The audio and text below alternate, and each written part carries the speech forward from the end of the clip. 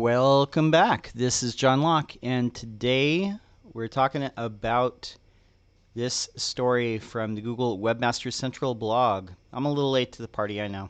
This was a couple of weeks ago. But evaluating page experience for a better web. Now this is going to go into effect in the beginning of 2021. Google says that they realize that everybody is dealing with COVID.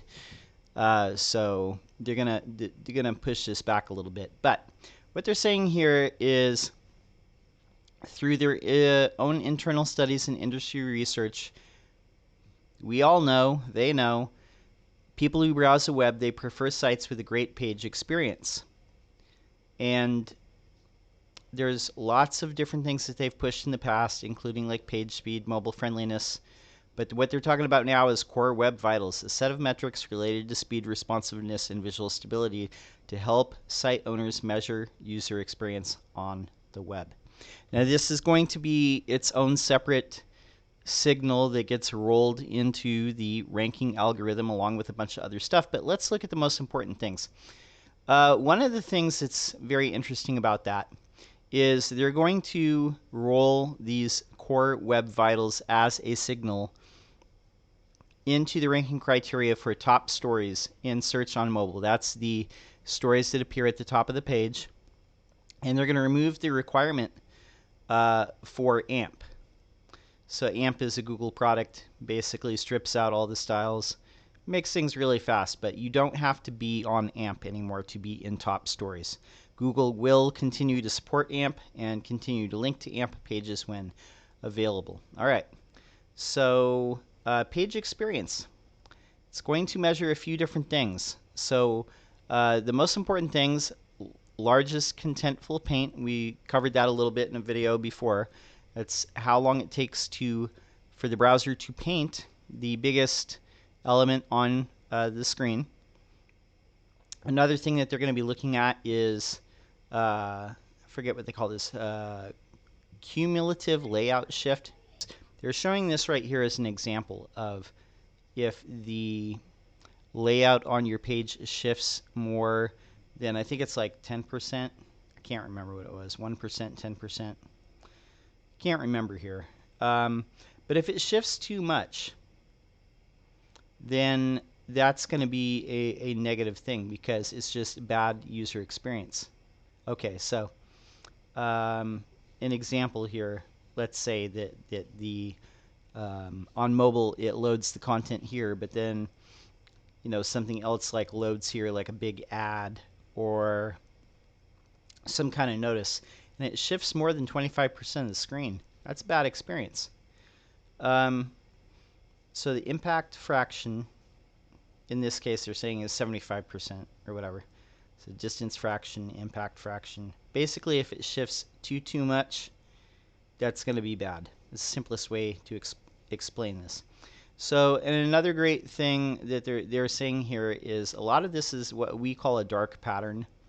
So, for example, in this example here, let's say you're ordering something on an e-commerce site, and you're wanting to place an order, but then all of a sudden it shifts to like, you're trying to do go back, but you click this submit order instead. Because as you go to hover here, all of a sudden this loads and you're clicking a different button. This is the type of negative experience that they're trying to get away from. So if you have this type of thing going on to where it can affect people clicking something by mistake, or just having a bad experience to where they're trying to read something or do something on the page and then it shifts, that's going to be bad. So largest contentful paint, first input delay, visual stability. Let's talk about first input delay for a second here. So first input delay is how long it takes for the browser to start doing something once you interact with the page. Let's say if you click a button, if it takes time, like a long amount of time for something to start happening. And I'm sure that we've all had an experience like this on the web before where, let's say we click a button, we want something to happen. If it takes more than 100 milliseconds to do that, that's going to be bad. So you want to aim, they're saying that you want to aim for the 75th percentile of all sites here.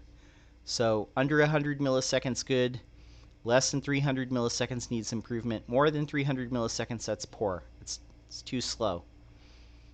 So again, this comes down to how you build your site, the code base, and they're going to give a little example here. So this is a timeline of a typical web page load. So network requests are each of the files that download from the server in order to make the web page work. So let's say that these are the tasks that happen like when you these things start downloading. If you start interacting with the page, like say like here, right here, where it's doing this really long task, then that can cause a delay of more than 100 milliseconds, and that's what they're trying to avoid. So you really have to think, if you're the web developer building this, or your web development team, you really have to think carefully about how you're putting this together. What framework, what platform, what code base are you using? Okay, so first Contentful paint, we'll talk about this. Again, so they bring it up on this page, but long first input delays typically occur between first Contentful paint, where you start seeing stuff on the page, and time to interactive. So time to interactive is when the page has rendered some of the content, but you can't interact with it yet. So let's add this into here. So this is all the files downloading to make the page work. Styles are loaded, but the browser can paint content, and then stuff you can actually interact with, like here. Or time to interactive, this is the time that it takes until you can actually interact with the page. So again, you don't want to be loading a bunch of unnecessary stuff in this time. And there's these 3 long tasks that happen as the browser starts to render the page between the time that it first starts loading and you can interact with the page. So what's a good time? Okay, so it doesn't look like they give an exact time here, like what's a good thing, but they're looking for, 75th percentile at the bare minimum of all sites, but strongly recommend looking at the 95th percentile of all sites. If people are having a bad experience with your site and it takes a long time to do anything, that's not a good experience. One thing that I want to talk about here is, so this core web vitals, here's the core web vitals, web.dev, really easy to remember, /vitals, core web vitals. Anyway, these are the things we're talking about: largest contentful paint, first input delay, cumulative layout shift. This is how much the page moves. This is how long until you can interact with the page. This is the first or largest element on the page when the content is started to be painted by the browser and rendered in the browser. Okay, largest contentful paint should occur within 2.5 seconds of when the page first starts loading. First input delay, less than 100 milliseconds. Cumulative layout shift, visual stability. Pages should maintain a cumulative layout shift of less than 0.1, so less than 10% of stuff shifting around. Okay, one thing I wanted to point out here. Okay, so all these other things are already included in the existing ranking algorithm. Mobile friendliness, safe browsing, HTTPS, and interstitials, which are popovers or screens that have ads before you get to the main content. Okay, this line right here, keep this in mind too. You still have to have good content. You can't just have a fast site. You must have the right content.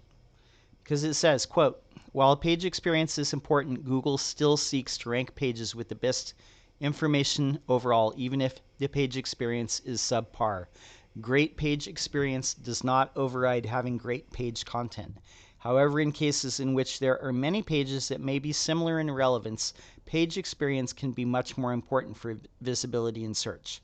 So what they're saying is make sure you get the content right, and then make sure that the page experience is better than all the rest of your competitors.